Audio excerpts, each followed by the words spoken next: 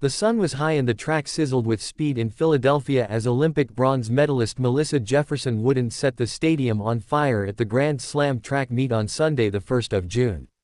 In front of a roaring crowd, Jefferson-Wooden unleashed the race of her life, storming down the 100 meters straight in a blazing 10.73 seconds.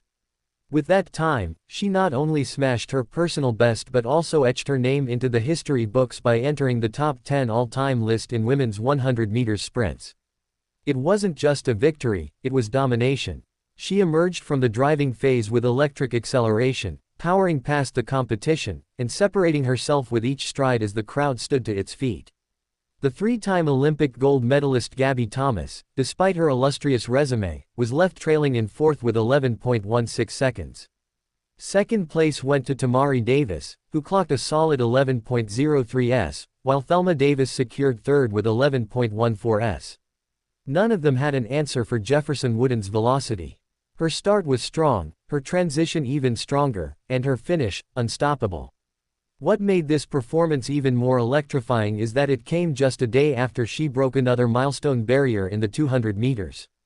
Running with power, control, and a newfound confidence, she dipped below 22 seconds for the first time in her career, clocking a stunning 21.99 s. This double sprint dominance marks a new chapter in her evolution as a sprinter, one no longer just fighting for medals but chasing all-time greatness.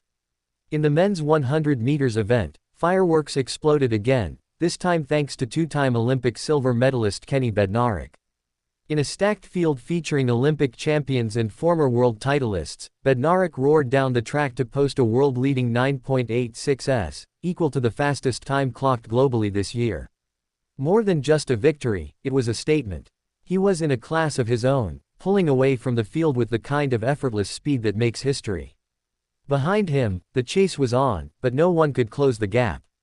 Brian Lavelle finished second in 10.02 seconds, a distant number for a runner-up position. Zarnell Hughes, always a fierce competitor, came third in 10.05 s. But even those familiar names, Andre de Grasse and Christian Coleman, were left out of the podium.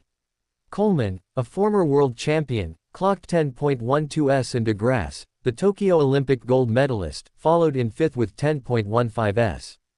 It was a race loaded with pedigree but dominated by Bednarek's current form. And much like Jefferson-Wooden, Bednarek too was doubling down this weekend. The day before, he stepped into the 200 meters blocks and delivered another resounding victory, crossing the line in 19.95 seconds. Sub-20, dominant, and smooth. Bednarek now stands as the rare sprinter peaking in both sprints, 100 meters and 200 meters, as the Paris 2024 Olympic cycle heats up. In Philadelphia, it wasn't just a track meet.